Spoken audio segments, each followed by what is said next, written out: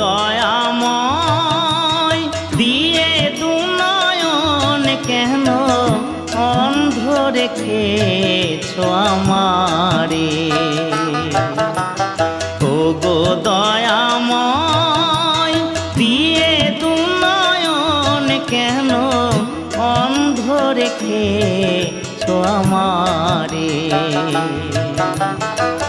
তুমি যে বিশ্বময় বিরাজ করো দয়াময়, তবু আমি এমন অভাগা